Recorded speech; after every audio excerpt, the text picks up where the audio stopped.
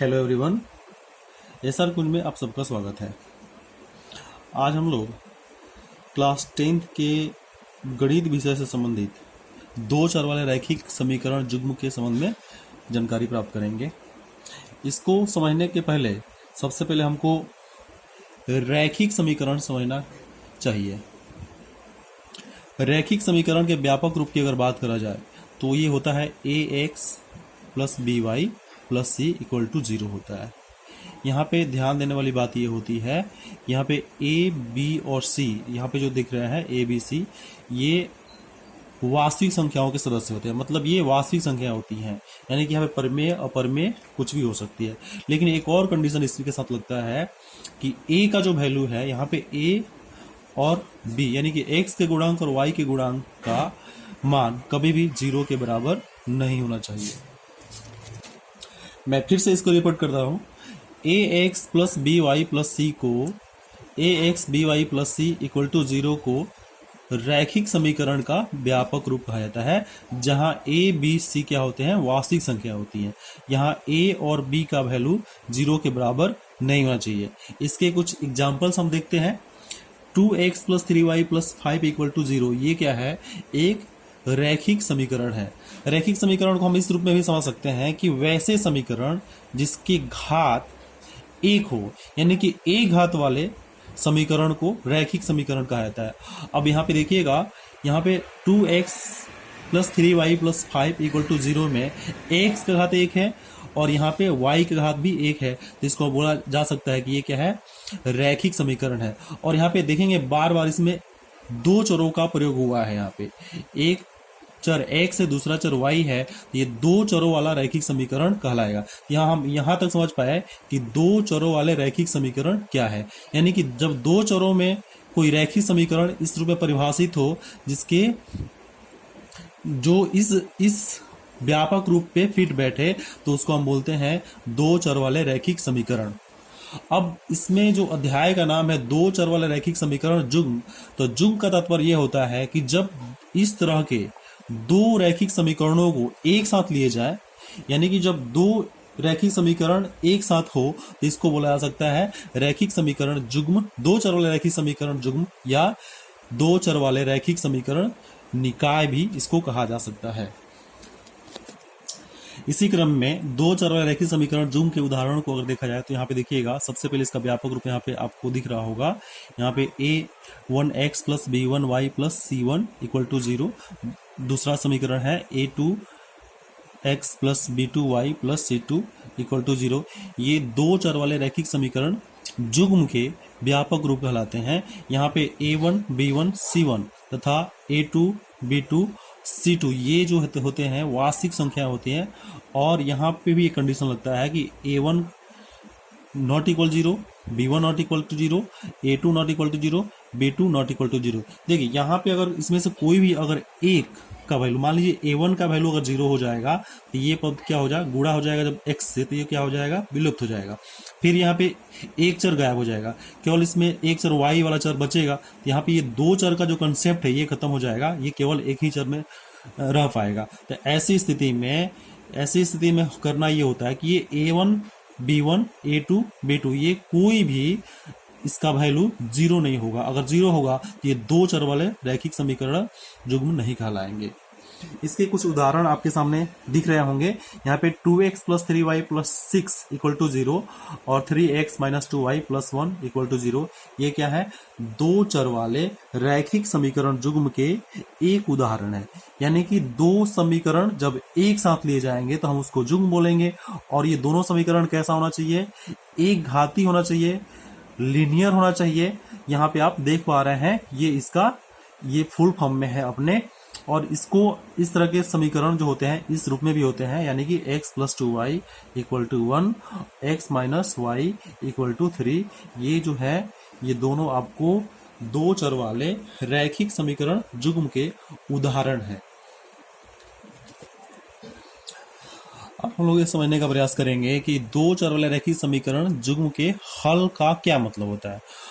अगर हम दो चर वाले रैखिक समीकरण की बात करें तो यहाँ पे x y के ऐसे मान जो इस समीकरण को संतुष्ट कर दे। संतुष्ट करने का मतलब ये हुआ कि इसमें x और y का कोई ऐसा मान रखा जाए, जैसे x y का मान, यहाँ पे x का मान अगर 2 रख लिया जाए और y का मान 1 रख लिया जाए, तो ये बायां पक्ष जो है इसका भी वैल्यू 3 हो जाएगा और ये दायां पक्ष ऑलरेडी 3 है। तो यहाँ पे देखिएगा x y के ऐसे मान जो इस समीकरण को, पूरे समीकरण को संतुष्ट कर दे, यानी कि बायां पक्ष को दाएं पक्ष के बराबर कर दे, तो हम इसको बोलेंगे कि ये जो x के जो मान है ये क्या है, इस दो चर वाले रैखिक समीकरण के हल है। यहाँ पे x बराबर 2 और y बराबर 1 इस दो चर वाले रैखिक समीकरण के एक हल है। अब दो चर वाला रैखिक समीकरण जुग्म के हल की बात करें तो ये दोनों ही समीकरणों में x y के लिए ऐसा कोई मान हो जो इसको क्या करे, पूरी तरह संतुष्ट कर दे। मतलब प्रत्येक समीकरण का बायां पक्ष उसके दाएं पक्ष के बराबर हो जाए, इस समीकरण का भी बायां पक्ष इसके दाएं पक्ष के बराबर हो जाए, तो हम ये कह सकते हैं कि x y का जो मान प्राप्त होगा, जिसको रखने से ये पूरा संतुष्ट हो जाए, तो वही x y का मान क्या कहलाता है, इस दो चर वाले रैखिक समीकरण जुग्म का हल कहलाएगा। अब हम लोग ये समझेंगे कि दो चर वाले रैखिक समीकरण जुग्म के हल के कितनी विधियां हैं। तो जो भी दो चर वाले रैखिक समीकरण है उसके हल करने की, हम जुग्मों की बात कर रहे हैं, हल करने की दो विधियां होती हैं, मुख्यतः दो विधियां होती हैं। एक होती है आलेखीय विधि, आलेखीय विधि, और दूसरा कौन सा, बीजगणितीय विधि। बीज गणितीय विधि, आलेखीय विधि का मतलब होता है जब हम इसमें x y के वैल्यू को ज्ञात करने के लिए ग्राफ का प्रयोग करते हैं। आलेख x अक्ष y अक्ष के सापेक्ष बिंदुओं को अंकित करके जब हम x y का मान ज्ञात करते हैं, तब ऐसी विधि को हम क्या बोलते हैं, आलेखीय विधि। दूसरी विधि है बीजगणितीय विधि। इसके अंतर्गत 3 विधियां अपनाई जाती हैं, प्रतिस्थापन विधि, दूसरा विलोपन विधि, तीसरा वज्र गुणन विधि। तो इसमें प्रत्येक विधि का एक एक एक्सरसाइज है। हम लोग इस सेशन में क्या करने वाले हैं कि आलेखीय विधि को स्किप करके पहले हम लोग बीजगणितीय विधि के अंतर्गत जो भी विधियां अपनाई जा रही हैं, इनको पहले हमको ध्यान से देखना है। तो हम लोग सबसे पहले समझने का प्रयास करेंगे प्रतिस्थापन विधि क्या है। तो प्रतिस्थापन विधि के अंतर्गत देखा जाए तो इसमें हम इस एक दो चर रैखिक समीकरण जुग्म को हल करने का प्रयास करते हैं। इसमें देखिएगा तो x प्लस वाई प्लस 14 ये समीकरण 1 हो जाएगा और x माइनस वाई बराबर 4 समीकरण 2 हो जाएगा। प्रतिस्थापन विधि से हल करने का मतलब होता है कि समीकरण, किसी एक समीकरण को x के मान को y के पदों में व्यक्त करा जाए, चाहे y के मान को x के पदों में व्यक्त करा जाए, फिर वो जो x का मान या y का मान जो प्राप्त करेंगे उसको अगर हम दूसरे समीकरण में स्थापित कर दें, मतलब दूसरे समीकरण में वो y का मान अगर प्रतिस्थापित कर दें, तो ऐसी विधि से जब हल करने का प्रयास किया जाता है तो इसको बोला जाता है प्रतिस्थापन विधि। इसको समझने के लिए अगर देखा जाए समीकरण एक से अगर यहाँ पे हम प्रयास करेंगे, देखिएगा अगर एक से x plus y equal to 14, तो यहाँ पे अगर हम y को ही लेते हैं बाएं पक्ष में, तो यहाँ पे क्या बचेगा, 14 होगा, और ये x जाके इसमें क्या होगा, माइनस होगा। तो यहाँ पे आप देख पाएंगे y जो है x के पदों में व्यक्त हो गया। समीकरण 1 से हमने क्या किया, y को x के पदों में व्यक्त कर लिया। अब यही y का मान जब दूसरे समीकरण में पुट करा जाएगा तो हम इस विधि को बोलेंगे प्रतिस्थापन विधि। तो हम इसको दूसरे समीकरण में रखने का प्रयास करते हैं। देखिएगा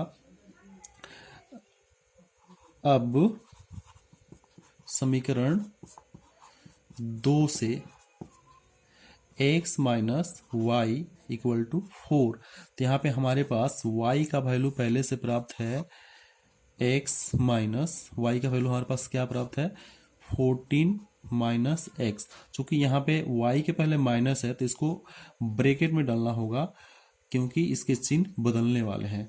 तो इसको हल करने क्रम में हम पाएंगे यहाँ पे x माइनस 14 माइनस प्लस की क्रिया माइनस हो जाएगी, माइनस को हम माइनस से गुणा करने वाले हैं, तो यहाँ पे हमको मिलेगा क्या, प्लस एक्स। फिर यहाँ पे क्या है, बराबर के दूसरे साइड में आपको दिख रहा है 4 है। तो जब इसको हम हल करेंगे तो यहाँ पे हमको मिलने वाला है x प्लस, और यहाँ पे भी x प्लस है, तो 2x और यहाँ देखिएगा यहाँ पे 4 और इस 14 को इधर भेजेंगे, बराबर के दूसरी तरफ भेजेंगे तो ये क्या होगा, इसका चिन्ह बदल जाएगा। यानी कि यहाँ पे माइनस जो है यहाँ पे क्या हो जाएगा, दूसरी तरफ जाएगा तो क्या हो जाएगा, प्लस हो जाएगा। तो 4 + 14 यहाँ पे देखिएगा तो ये हमको मिल जाएगा 18 और यहाँ 2x = क्या हो गया, 18 हो गया। इस पार्ट को हम फिर से समझ लेते हैं। समीकरण 1 से हमने क्या किया, x + y = 14 यहाँ पे दिया हुआ है, तो यहाँ पे y को बाएं पक्ष में रखते हुए x को दाएं पक्ष में भेजेंगे तो इसका चिन्ह क्या हो जाएगा, माइनस हो जाएगा। अब यहाँ पे हमने क्या किया, y को x के पदों में व्यक्त कर लिया। अब यही y का मान जो दूसरे समीकरण में है अगर हम रखते हैं तो हमको यहाँ पे क्या मिलने वाला है, यहाँ पे देखिए दूसरा समीकरण है x - y = 4। अब यहाँ पे y का जो ये वाला मान है इसको हमने क्या किया, यहाँ पे रख दिया। फिर चूंकि ये बाहर माइनस है तो ब्रैकेट में डाल के रखना होगा क्योंकि इसका चिन्ह बदलने वाला है। फिर यहाँ पे क्या होगा, -14 प्लस माइनस माइनस की क्रिया हो जाएगी तो प्लस हो जाएगी और फिर x + x हो जाएगा 2x और यहाँ पे 4 पहले से दाएं तरफ है, बराबर के दाएं तरफ है और जैसे ही 14 को दूसरी तरफ भेजेंगे तो इसका भी चिन्ह चेंज हो जाएगा। फिर यहाँ पे ये हो जाएगा +14 और फिर 14 + 4 ये यहाँ पे हमको मिलने वाला है 18। यहाँ पे देखेंगे 2x = 18 था तो यहाँ पे x का वैल्यू हमारे पास हो जाएगा 18/2 यानी कि 9। अब इस x का मान ये जो समीकरण 1 से हमने जो प्राप्त किया था ये इसमें अगर रखेंगे तो हमको y का मान प्राप्त हो जाएगा। इसलिए हम यहाँ लिखेंगे y = क्या हो जाएगा, 14 - x अर्थात y का वैल्यू हमारे पास हो जाएगा 14 - 9। फिर 9 जब हम इसको माइनस करेंगे 14 से तो हमको मिलने वाला है 5। यहाँ हमारे पास x और y का वैल्यू प्राप्त हो गया। तो इस तरह से जब हम हल करते हैं तो इसको बोला जाता है प्रतिस्थापन विधि। तो इससे आपको एक्सरसाइज कर लेना है। धन्यवाद।